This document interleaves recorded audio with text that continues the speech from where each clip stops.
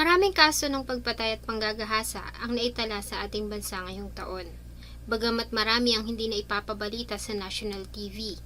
Gaya na lamang ng kaso ng pagkamatay ng grade 10 student na si Abby Crisel Ramil Florentino noon lamang July 2024. Natagpuan ang wala ng buhay nitong katawan sa isang abandonadong bahay malapit sa kanilang tinitirhan.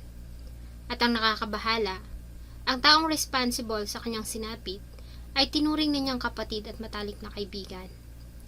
Samahan niyo po akong balikan ang kaso ng pagkamatay ng dalagang si Abby Crisel Ramil Florentino. Bago ko po ipagpatuloy ang ating kwento, sa mga bago po sa channel ko at nais sa mga ganitong klase ng kwento ng krimen na nangyayari sa loob at labas ng ating bansa ay maaari pong pakipindot ang ating subscribe button at notification bell para ma-notify kayo pag may mga bago tayong upload na videos. Si Abby ay pangalawa sa apat na magkakapatid. Ang panganay ay babae at ang bunso naman ang lalaki. Ang pamilya ni Abby ay nabibilang sa mga mahihirap nating kababayan na naninirahan sa Barangay Poblacion 1, Bansalan, Davao del Sur. Ang karaniwang ikinabubuhay ng mga tao sa lugar ay ang pagsasaka. Ang kanyang ama ay isang mekaniko at ang ina niya naman ay nagtatrabaho sa isang karinderya sa palengke sa kanilang lugar. Bata pa lang si Abby ay kinamulatan na niya ang hirap ng kanilang buhay. Ito rin ang naging dahilan kaya naman hindi na nakapag-aral ang kanyang ate at nakapag-asawa ito sa batang edad. Noong una ay tutol sila sa pag-aasawa ng panganay na anak, subalit nang tuluyan na itong magdalang tao, ay wala na silang nagawa kundi tanggapin sa pamilyang napangasawa nito na si Bienvenido Arnejo.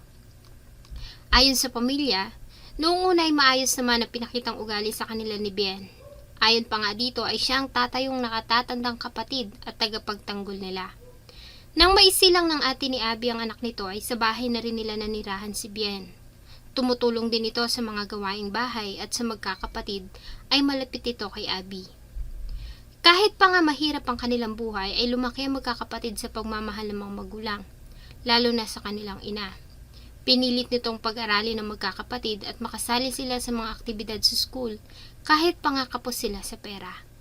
Sa school ay inilarawan si Abby na mabait at palakaibigan, masayahin ito at maingay, kaya naman maraming naaaliw sa kanya.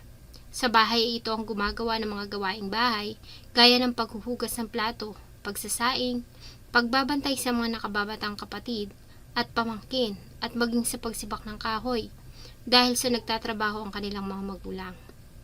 Noong July 14, 2024, ay maagang umalis ng bahay ang ina ni Abby para pumasok sa trabaho.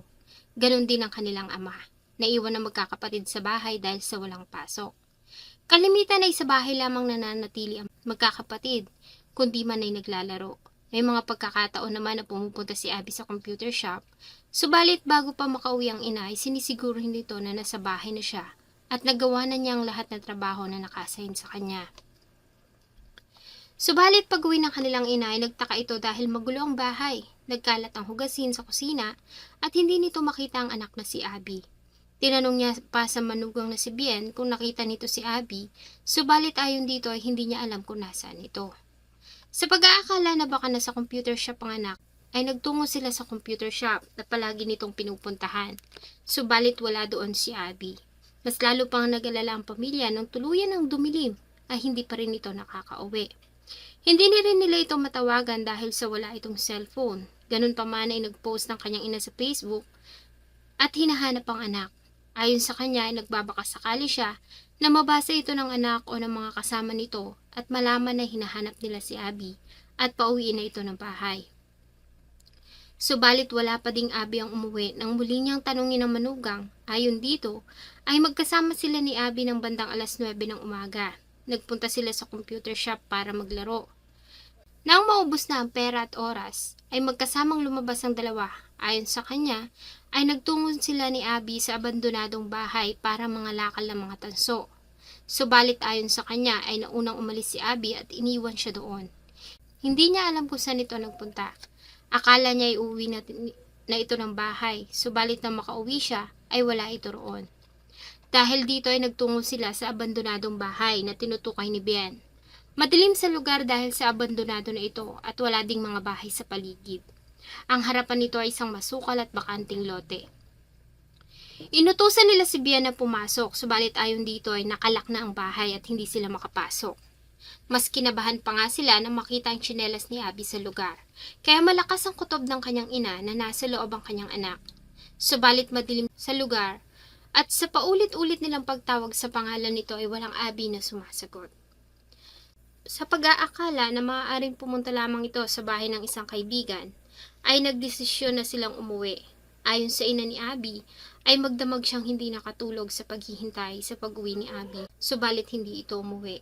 Pagising ng umaga kinabukasan ng ganap na 7:30 ng umaga, ay dumulog na sila sa tanggapan ng pulis para i-report ang pagkawala ni Abby. Matapos makuha ang mga kailangang information, ay agad silang kumilos para sa paghahanap.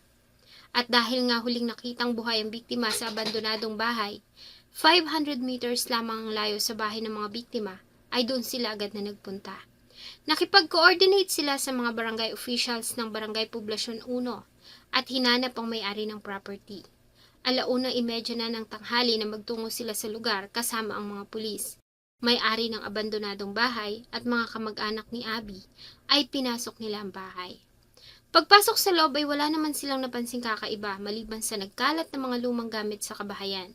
Wala ding sinyalis ng tao sa loob hanggang sa pasukin nilang master's bedroom ng lumang bahay.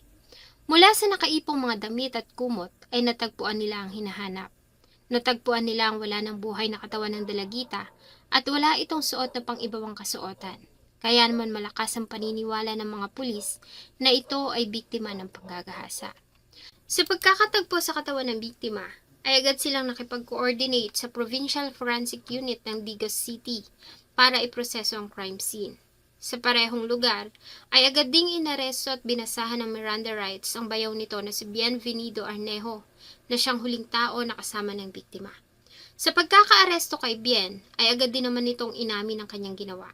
Ayon sa kanya, matapos ang ginawa nilang paglalaro sa computer shop, ay magkasama pa sila na nagtungo sa abandonadong bahay.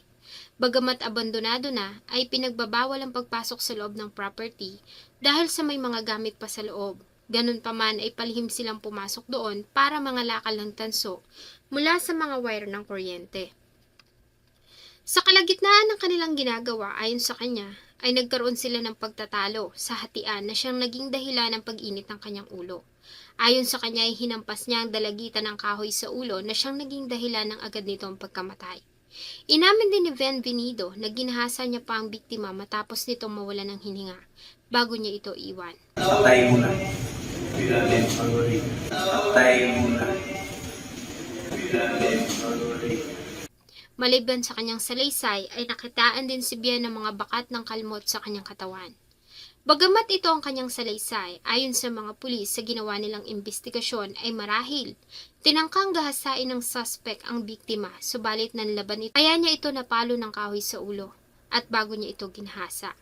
Napakababaw kasing dahilan na dahil lamang sa tansong kalakal ay magagawa nitong hampasin ang walang kalaban-labang biktima ng kahoy sa ulo.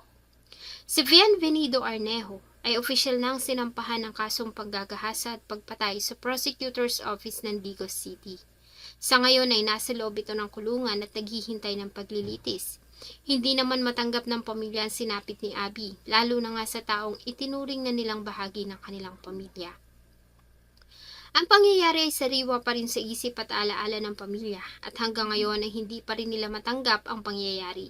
Lalo na nga sa nakatatandang kapatid ni Abby. Hindi nito lubos akalain na ang taong minahal at ama ng kanyang anak ay ang taong papatay sa kanyang kapatid sa napakasakit na pamamaraan. Para sa pamilya ay walang kapatawaran ang ginawa nito at hindi sapat ang pagkakakulong ng habang buhay para pagbayaran nito ang ginawa kay Abby. Ayon sa kanyang ina, ay dapat lamang umano na ibalik na ang parusang kamatayan, lalo na sa mga salari na katulad ni Bienvenido Arnejo. Na matapos nilang tanggapin sa kanilang pamilya, pakainin at ituring na anak ay nagawa pa ito sa kanila. Ang katawan ni Abby ay dinala sa kanyang huling himlayan sa public cemetery sa kanilang bayan. Bago ang libing ay inalala ng kanyang mga kaibigan at kapamilya ang kanyang naging kabutihan. Sana po ay nagustuhan nyo ang isa na namang kwento na akin pong ibinahagi. Marami pong salamat sa inyong patuloy na pagtangkilik sa akin pong mga videos. Huwag nyo pong kalimutang mag-iwan ng inyong saloobin at suggestion sa atin pong comment section. Thank you so much po and see you in my next video.